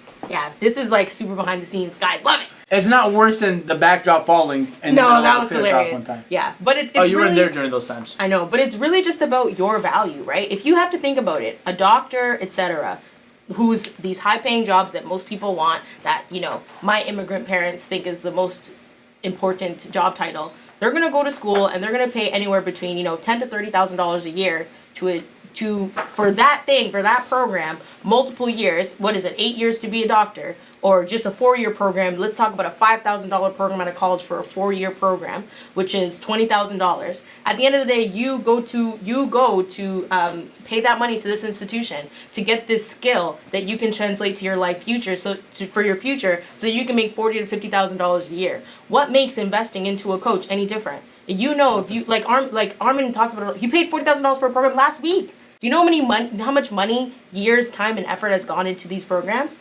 Let's take the example of a personal trainer, right? They potentially went to get a certification program to be a coach, fitness trainer, etc. That's probably usually around a $5,000 program, anywhere from $2,000 to $5,000, maybe even $10,000, depending on the skill set that they want to provide. In addition to that, what do they also do? They've likely been working out for years, right? So they've definitely paid a gym membership between, if it's a good gym, $20 to $30 to $50 a month to go there and work out. They've spent probably 1 to 2 hours in the gym daily working on their personal physical physique. They spent hundreds of dollars on supplements, because you know supplements are expensive. Protein shakes, what else? What's that thing that gets you pumped up? Pre-workout. Any of the additional supplements to keep their body in shape, vitamins, minerals, etc. Maybe the doctor. Maybe rehab at a chiropractor, at a massage therapist, at any of these other institutions. How much money is that? And you want to come and tell them that they don't deserve your money because they haven't put in the work, because they don't have the skill set, because they can't get you the result that you want? Think about how much of an asshole you sound as a customer to saying that to someone who has invested this much into their life and in their course and in their career, whether they go to school or whether they do it themselves and pay out of pocket. Think about how you sound as a customer and consumer. Think about how you'll sound as a coach or a mentor if you have that mentality. Is today Sunday? I think it's Sunday today. I don't know. Armin's doing some. Yeah, I actually had a client who wanted to hire my services, and he was hyping up like what kind of service he wants and how he wants to basically get this video done and how he wants his brand to be represented. And he's like, yeah, I want it to be like really high quality and all that.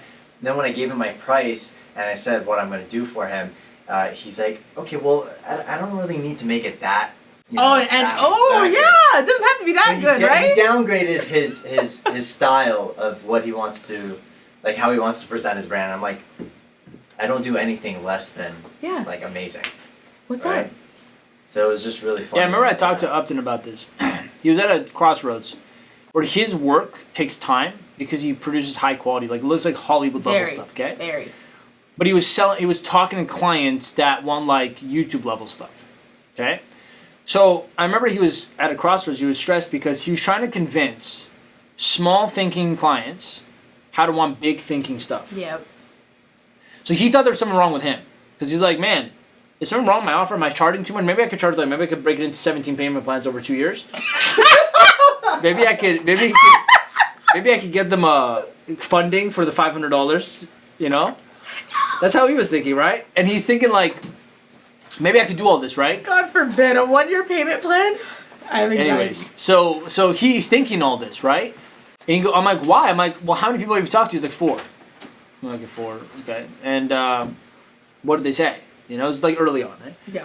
I'm like, what did they say? He goes, they said this. I'm like, that just means they're not qualified to be your client. And in his mind, he didn't think that was a possibility. Yeah.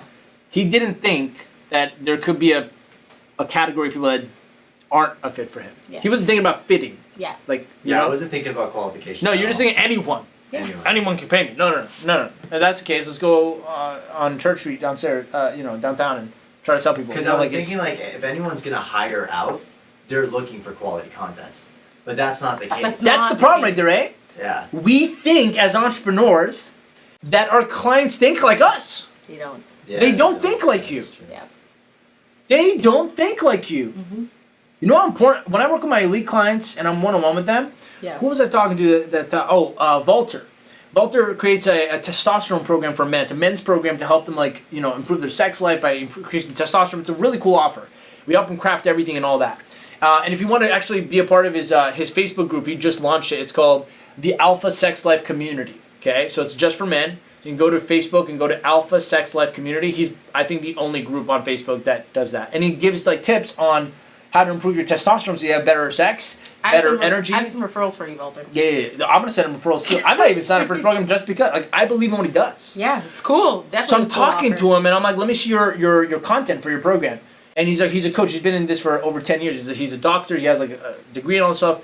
And he's such a cool guy. And he's like teaching me like the chemical imbalances of the body. Like, here's that's a disease. I'm just making this up. But like, here's clobeoltabuliosis. I don't know. Like, I have no idea what the hell it was. But it was all these words. Instead of just saying something simple like dopamine or serotonin. He's going into like chemistry differences. And I'm like, what is this lesson about? And he goes, oh, this is just telling them like what foods not to eat. I'm like, hold on. What the hell is this word? Yeah. He goes, well, that's the thing that causes the killing, the malfunction. Yeah. I'm like, why don't you just say how to avoid testosterone killing foods? He goes, oh, yeah, we could do that too. And I'm like, do you actually think your customer, this random guy who's like 28, can't get it up in bed? Who really just wants to have better sex. Is addicted to porn and just wants to make his girlfriend happy. Yeah. You really think he cares about what serotonin fifiliosis is? Fifiliosis. And he goes, yeah, I get your point. And I'm like, you know what your problem is? You think your client is going to think and talk like you. Yeah, where they want the information. They he want goes, the details. I go like, don't you put yourself in the customer shoes to think what they're gonna think about? Yeah. He goes, honestly, I didn't think about that. I just said what I understand. I'm like, that's your problem. I'm like, you're trying to communicate to your client like you think, like you would say something to yourself. Mm-hmm. I'm like, but dude, client doesn't think like you. And he goes, I never thought about that. Yeah. And I did the same thing with another elite client I had, with Mohammed. I was sitting down with him, and he's like, I want the marketing to say this stuff. I'm like, why? Because that's like what we stand for. I'm like, yeah, but that's what you stand for. Marketing is not about you saying what you want to say. It's about saying what your audience needs to hear. Right? And he goes, what do you mean? I go, well, you like to say your offer, your brand is about this. Yeah. But that's your perspective. I'm like, you need to connect to what they are looking for. And then I looked at him, I'm like, you know what your problem is? I'm like, and this guy's a really high level guy, okay? Super, super well off. Like, he doesn't really need to use, he's just working with me as like a side project to like, you know, he's been in business, he's been an entrepreneur his whole life. Much older, more wise. He's one of my mentors. But he ended up being a client for building his high ticket funnel. Mm-hmm. And I remember looking at him, I'm like, you're so detached from the normal world because you're such a high level thinker. I'm like, I think you're out of touch with how the ordinary person thinks. Like, your client doesn't think like this. And he goes, what do you mean? I said the same thing to him, right? I go, this is how you speak. Like, your client isn't saying this stuff or thinking this stuff. Yeah. I'm like, you can't make marketing around how you think. Mm-hmm. You got to make marketing around how your client thinks because it's for them. It's like, that's a good example. It's like I'm trying to get people to know I have a garage sale open, right? And so I'm going to put a sign. You know, they put a sign. You know how you do the sign thing at the corner of the major intersection so they know, like, with the arrows, you know? Yep. You know, everyone's moms told them to make those signs, right? Yep. Not just mine, right? So it's like making signs, right, with the arrows, garage sale, right? Yeah. It's like I'm trying to get a bunch of people in Canada to come to my garage sale. But it's like me doing marketing on what I think like is me writing it in Farsi. Me writing it in a different language than English. Yeah. But, Armin, why would you make your sign say this way? Like, why would you do that? Why would you do that? I'd be like, well, that's how I speak. I don't actually speak Farsi. Like, I speak Farsi. I don't know how to write it. But I'm just saying, imagine it was a different language. Yeah. And then my marketing coach comes in and says, well, I'd be like, no one's showing up to my garage sale. No one's coming into my funnel, right? Yeah. What's the problem? And he looks at my marketing content and he goes, why is this a different language? What are you talking about? This is how I think when I'm saying it. Your client doesn't speak this language. Oh, I didn't think about that. How do you not think about that? It's for them. So it's not because I suck. Because my marketing isn't speaking my client's language. My audience doesn't know what I'm saying. Mm-hmm. So now if you change it to English, people start showing up. Look at that. Because you change your languaging. It's called messaging in marketing. The word messaging is how you say what you say and where you put it. Yeah. So I work with clients on a deep level because they don't get this, right? Like, are we on? Is that live? Yeah, we're still live. It's okay, still cool. live. It's so just not loaded. Oh, there we go. So you got to make sure your language is relatable to your client. That's a big thing. So I looked at him, I'm like, dude, like, your client doesn't think like you. You got to detach yourself from that idea. Then we can actually work on content that works for them. So I hope that helps. Like, very expensive one-on-one clients, but that one strategy, Twitch right there, that one switch, made a huge difference in the results. So hopefully that helps. Wow, what a show. First Monday of the new year, and we're just... That's why we're giving extra. We're going the Crazy. extra mile. Is there anything else in the comments? So Oscar mentioned... Every time you hear Oscar, I actually think of the Proud Family. me too. Do you? It's instinctive, yeah. Oscar, who is Oscar again? Is the Dad, yeah. dad. Oscar. So he just said, by the way, ready to get to SGC. I have 3 calls tomorrow. Need your help closing them. Become a better closer. So. I already told you, man. Oscar. Know the investment. Hit us up, hit us up. No, he's been talking to me. He's like, yo, can you break it up in these payments? Make some action, take a step. And I told him, I'm not going below what we charge. You know what we charge, invest today. I don't know, I'm being extra. So I told But him, anyways. I'm like, go close, and then we'll talk. All right. Right? So. And then Christian said Clear Talk is by far the best coaching talk show online. Come on, baby. If you think about it, Christian, I got to talk to you, by the way. what you said about the guy that I filmed the other I got to see day. where he's at. The guy that I filmed the other day, right? You said that it's costing him more money thinking about it and trying to figure out how he could save, when in fact... Yeah, I mean, this is just poor thinking habits, right? Like, we all grew up around, like, families that don't have a lot of money, so we never learned, and I'm generalizing, I mean, like most people, yeah? Yeah. We never really get to see or witness what a rich thinking parent or family looks like, right? So it's like, and that's what mentorship's for. You got to go find people that have it, that have peace of mind in life and money, and like see what they do and model it. Because I grew up around a family where, like, like they would pump $20 of gas at a time. Because somewhere in the intelligence of their endless mind, I don't know how they did their math, but apparently if they spend less money per gas pump, they'll save money. I remember one time I was 12 years old, I looked at my mom, I'm like, why don't you just fill it up? No. It's $20. I'm like, hold on. Full tank is 80, right? I'm like, if you pay 20 now, I was 12 and this made sense to me. I'm lucky I like somehow escaped the poverty. I don't know how I did it, but I got very lucky. I'm like, you pay 20 today, it's only going to get you 100 kilometers. Yep. So in 2 days from now, you're going to come back and pay 20, right? And then 2 days after that, and then over a span of 9 days or 8 days, you're going to pay $180 anyways, right? Okay. She goes, yeah, but this way I have more money Today. And I'm like, what are you going to do with that money? I have stuff to buy. Yeah, exactly. So now look at this. Watch this.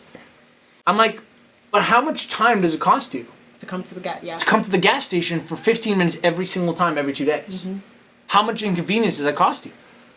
She goes, whatever. And I'm like, you know why? I'm going to make my point actually after. And I looked at, I'm like, if you just paid $80 now, you can go the whole 8 days without, you can just focus. Back then, I couldn't make sense of why she keeps doing that. Because I hated it. She used to tell me to go pump. I used to get out of the car every 2 effing days and have to pump. I'm like, just pump everything once. This is an inconvenience. It's choppy.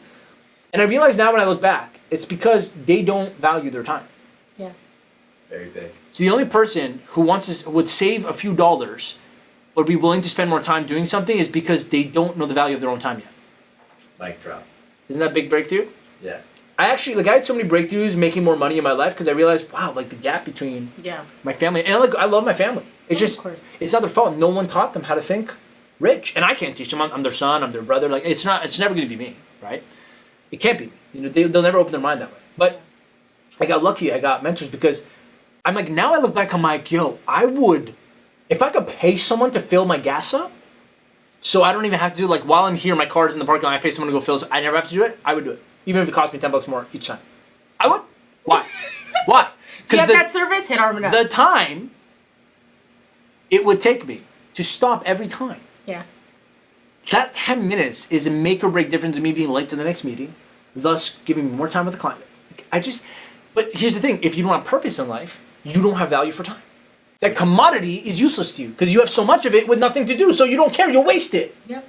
It's like if I give you too much money, and you don't earn it, and you're just getting something for nothing, you'll just waste the money. That's why having too much money too quickly with no actual character built, you waste the money faster. You become a worse person because you didn't become a rich person. You just got money. So inheritance money screws a person up because they just spend it randomly with zero value of what the money's worth. Yeah. Like someone who knows the value of money, a billionaire or a millionaire who knows the value of money, goes to zero and starts with another person at zero that's never had money, and you give this person $1 million, and you give this person 100, this person will become $1 million, this person will lose the money. Yeah. Because this person understands the value of that $100, whereas this person has $1 million of something they don't understand. So that's why it's like when you're in a poor place in life, and I'm saying this very much with love. I'm not trying to offend anyone. I'm trying to say poverty on a logistical level means you have less than like 30 grand a year in income or whatever. That's poverty line, right? 2 hour show, I don't care. Sorry. This is so important. I want to cut some of these parts down, put it in SEC if possible, so people can understand this stuff. Can we do that?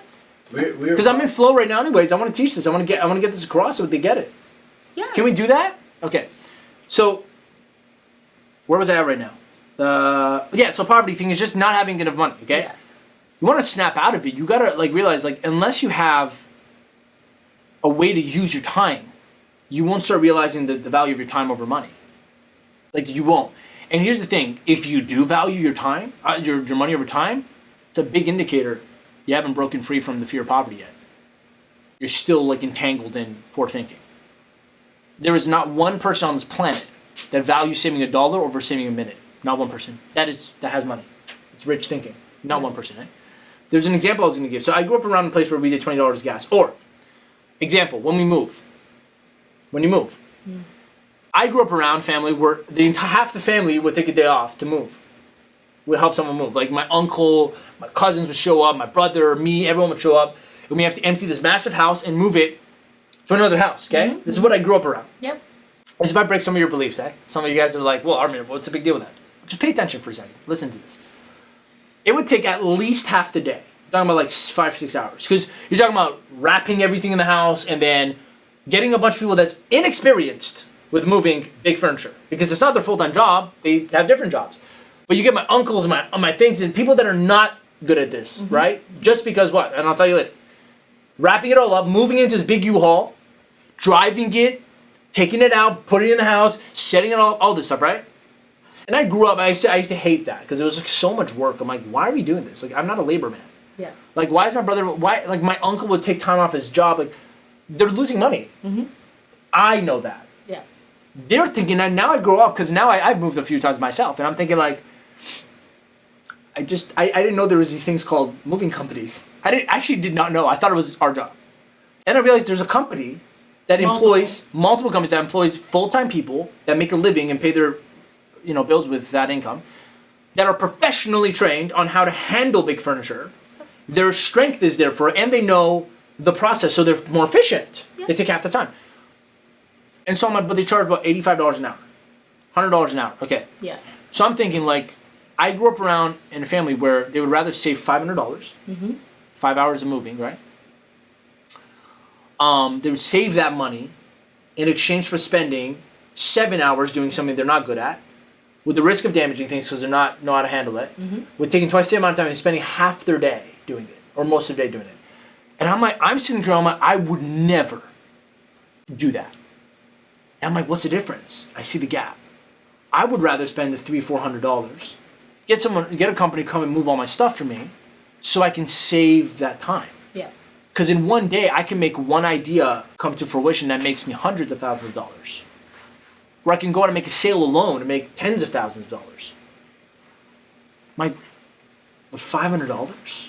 And it's, as I grow up, I realize, like, I look back and I go, oh, the only reason why I grew up around that being normal is because that was their way of thinking. Their way of thinking was save the most amount of money. Yeah. How do I know? Well, I was talking to a friend of mine from my childhood, and I was hiring a moving company one time.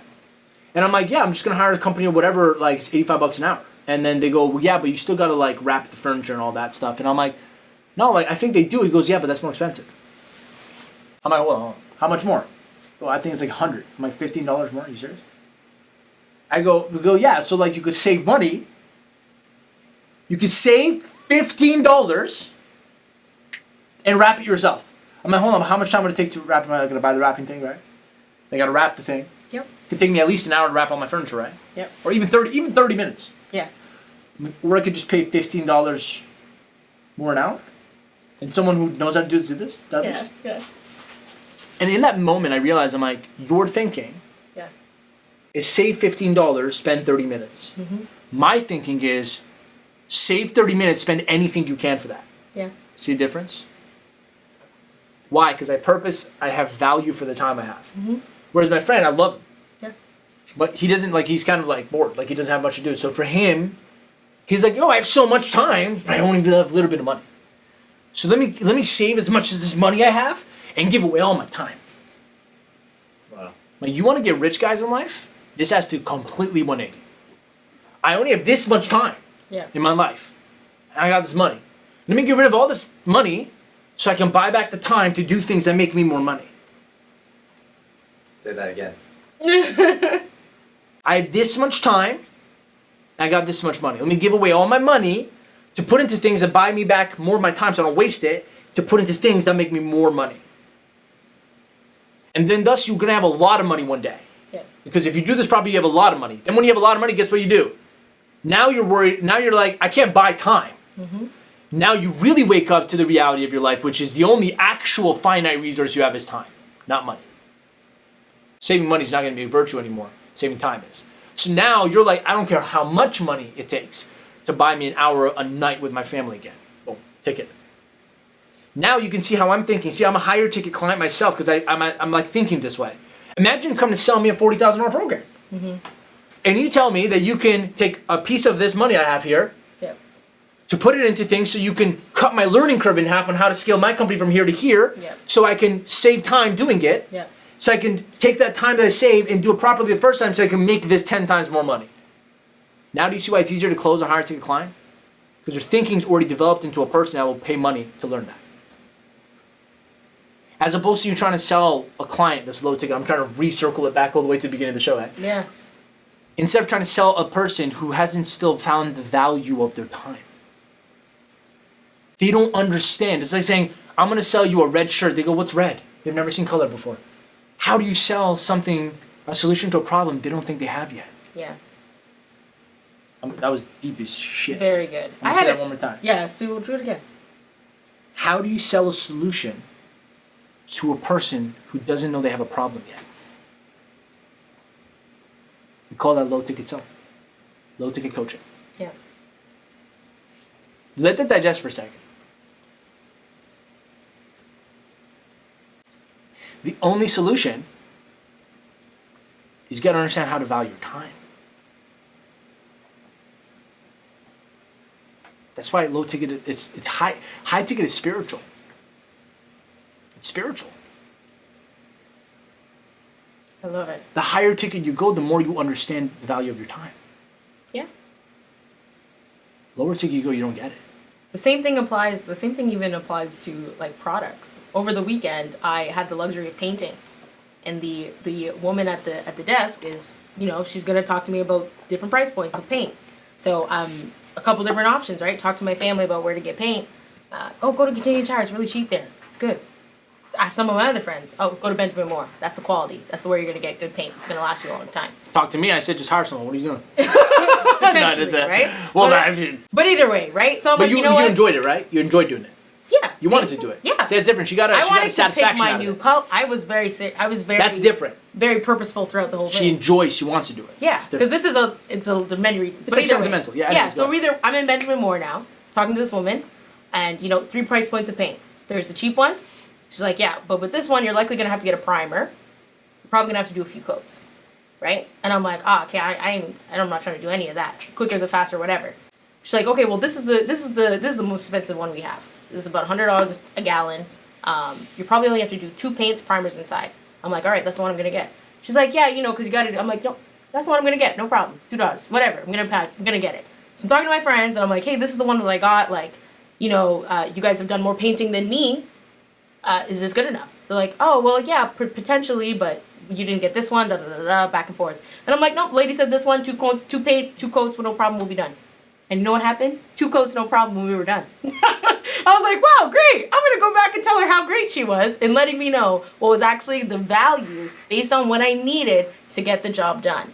That's not only going to help me today, but it's going to help me in the long run when the paint chips and and it's there, it's good, no problem. When it bangs up, I hit it and it doesn't actually scratch. It's based on the value proposition of what amount you're willing to pay that's going to get you the result that you actually want in the long run. Quality versus quantity, etc.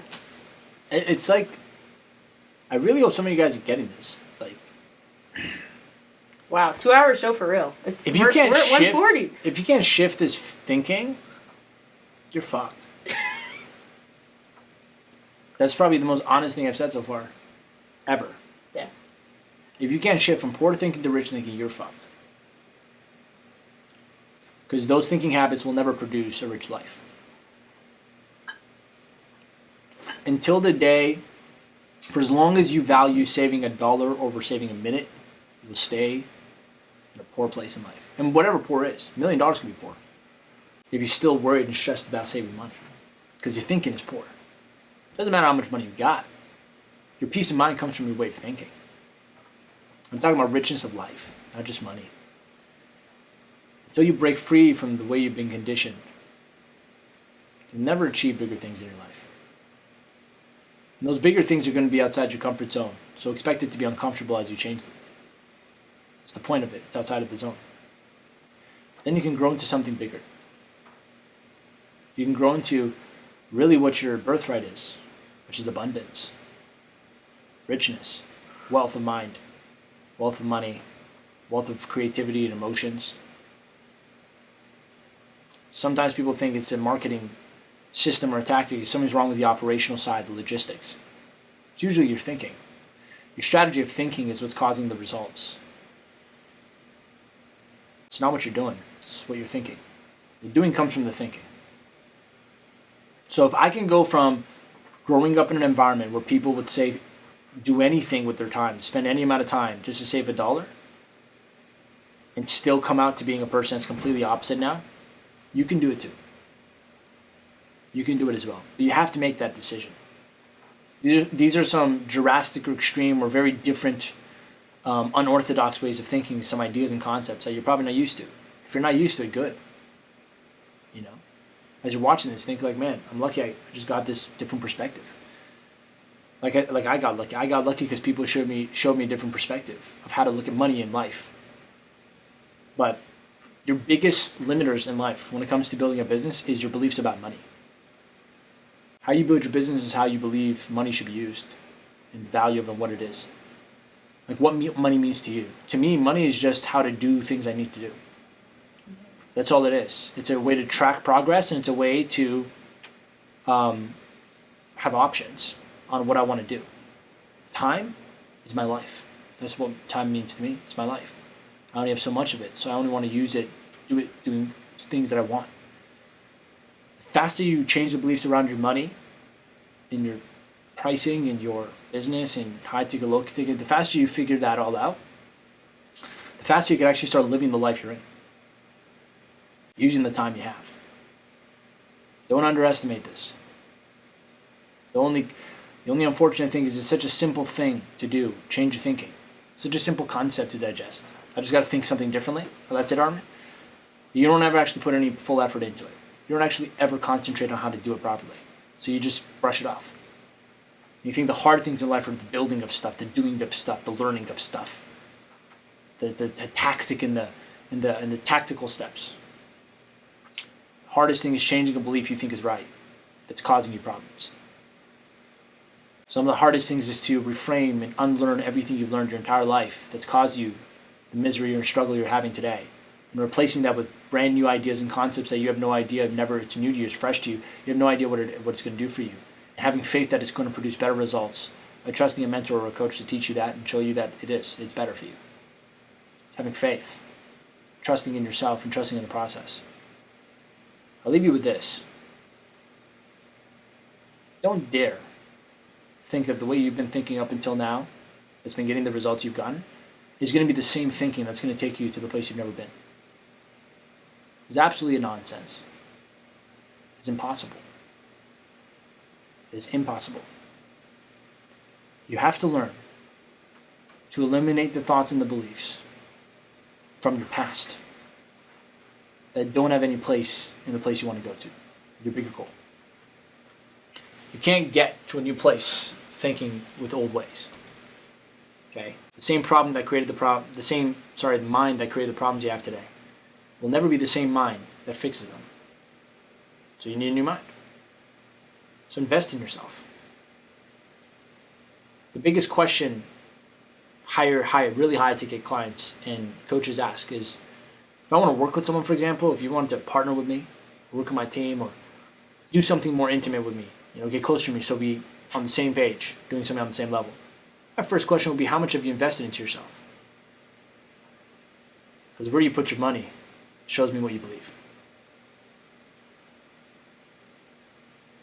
That's my first determining factor. There's something I'm proud about in my team. Every single one of them have invested thousands of dollars into their own development. I never told them to. Never asked them to. I don't think I've even implied it. They just did it. True. All of them have bought coaching programs of their own, trainings of their own, invested into things of their own development. All of them. And then the time. That's admirable. That's inspiring to me. I'm surrounded by winners.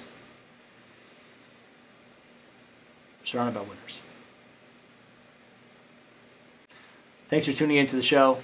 This is the #1 show for coaches that need clarity, entrepreneurs who want to build a big business, get their message out there. As you can tell, if you've watched all the way to the end of this, you are awesome.